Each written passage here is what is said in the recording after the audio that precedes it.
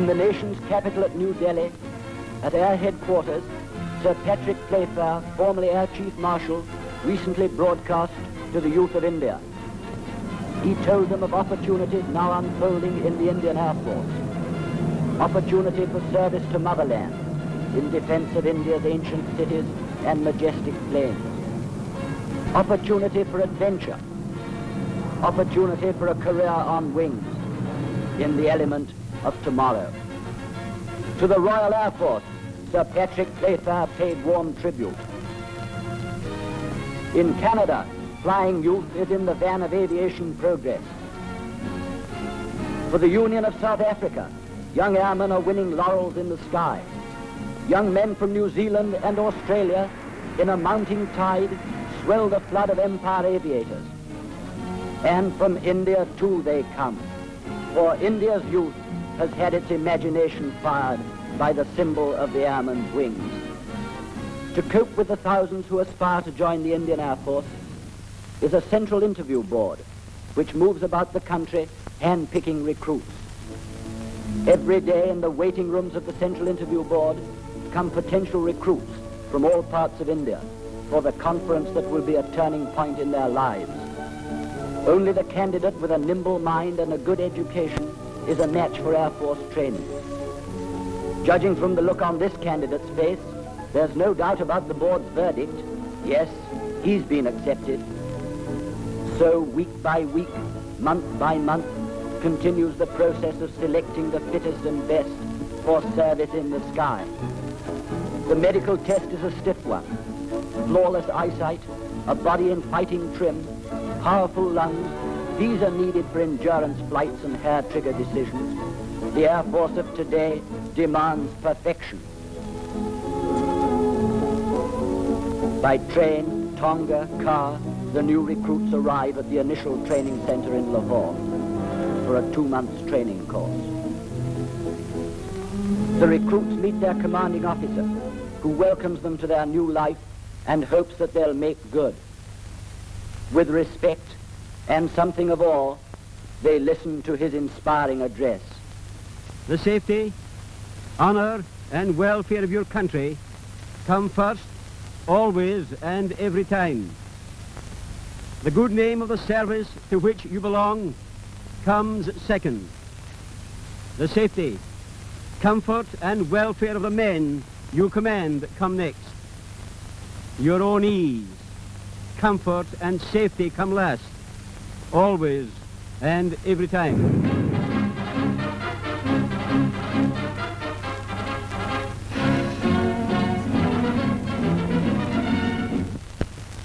Already they are catching the tradition of the service. Their pride is reflected in the way they march, in every drill movement. Into line! Right! Hard! Well, that's not good, but it's not bad.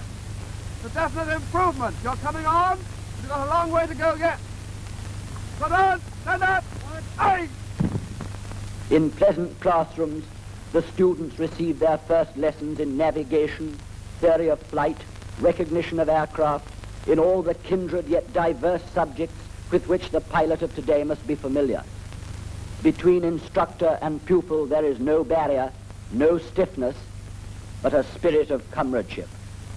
They are doing a job together, and they are doing it smoothly. Now, you've drawn the track joining these 2 points, and the next thing to do is to find the grid bearing of the second one with respect to the first. To do that, you measure any of these angles here between the grid north and the track itself. That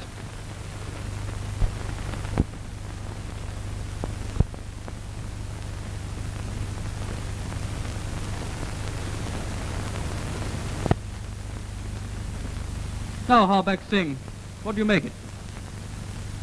57 degrees, sir. Krishna? It's just over 56 degrees, sir. In a service whose men must be not merely fit, but superlatively fit, games of all kinds figure prominently in the day's schedule. Games which call for individual prowess and team spirit. Every airman is and must be an athlete in top condition. In smartness and discipline, they are second to none. Their keenness is exemplary as they move forward towards the wings that will carry them to adventures and opportunities.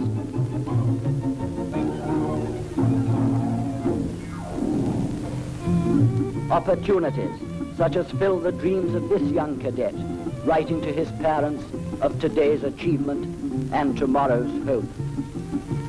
My dear parents, we have now come to the end of our 2 months initial training at Walton Center. Yesterday we had our final passing out parade, a thrilling climax to our course. I wish you could have been here for the ceremony. I think you would have been proud of it, like those other parents who were lucky enough to be here to see their own sons. You would have been impressed by our smartness as we swung along with all the confidence of old stagers. After the parade, our commander greeted us for the last time. We were all very much moved by his address, with its words of hope and encouragement, as he bade us farewell and good luck. And now, I wish you Godspeed and good luck.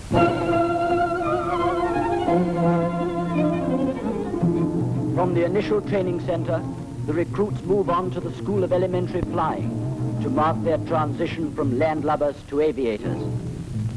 They receive full flying kit, including parachutes which they may never have to use, but which are an essential part of every airman's equipment. It is a proud moment when they feel the parachute harness settling on their shoulders. They are like young knights with their first visors. Trainer planes with dual control are waiting to take them on their first trip.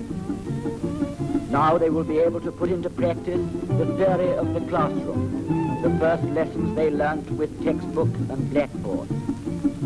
There is no delay in getting the recruits aloft, for the air is to be their second home. Each student receives instructions about the first principles of navigation. Clearly, concisely, the instructor takes him through the entire routine from takeoff to the touchdown.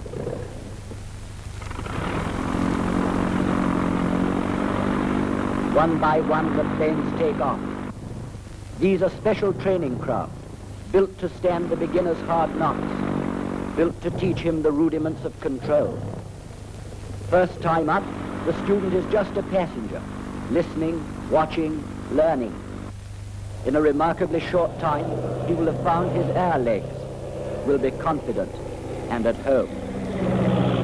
Up in the clouds at last, a never-to-be-forgotten experience in a man's life, a thrilling memory that will stay with him forever, like the remembrance of the first gallop or the first clean dive off the top board. Science and man's ingenuity have made it possible to reproduce on the ground the faithful sensations of flight. In the Link trainer, the student maneuvers the controls exactly as he would at 5,000 feet, and the Link responds like a plane in flight. By wireless, the pupil gets his instruction from the man in charge. Every movement is automatically recorded, and every reaction noted. After a few sessions in the Link, the student gets the feel of stick and rudder, knows what he is doing and why. When next he goes into the air, he will have a surer touch, the touch of confidence. Now the pupil is to try his hand at the real thing, the takeoff and the landing. Though his officer is alongside him, the novice must pilot the ship himself, putting to practical test the lessons he has learnt. And this is how it shouldn't be done. The instructor, a patient man who has seen a good many first takeoffs like that one, tells the pupil where he went wrong. He tries again. And this time, success. In the morning's busy routine is a welcome break for tea and gossip. Life in a flying school is school as well as flying, so twice a day the students troop into the classroom for instruction. A progress chart carefully records the number of flying hours each student has put in. Usually the recruit is ready for his first solo after 14 hours in the air. And then comes the peak moment when those students who have successfully passed all their preliminary tests are to make their first solos. One by one, the planes slide forward, the deep roar of their engines evoking an answering throb of excitement in the heart of each youngster at the controls. His commanding officer removes the twin joystick, a symbolic gesture to show the recruit that from here on he must rely on his own coordination of will and judgment. With accelerated pulse and a tingling of the scalp, the youngster takes off to justify his officer's trust, to prove to himself that he has spent his time and learned his lessons to good purpose. Alone in the clouds at last, with the feeling of power and exhilaration and heightened senses that come rarely in a lifetime. Alone in the clouds at last, flying solo, master of your own ship. Across the boundless skyways of the world, in bombers and fighters, in transport, pursuit planes and interceptors, youth is blazing a trail. In the crucible of war, the youth of India will take shining courage in steady hands and give a new meaning to the word valor. When peace returns, their adventure and daring will find a reward as passenger liners and flying pack horses shuttle back and forth between prosperous continents. To India's youth, the pathfinders of the nation's progress, the freedom of the skies beckons irresistibly. From the mouths of the Ganges to the Gulf of Cambay, from Cape Cormoran to the far north, the youth of India is taking wing.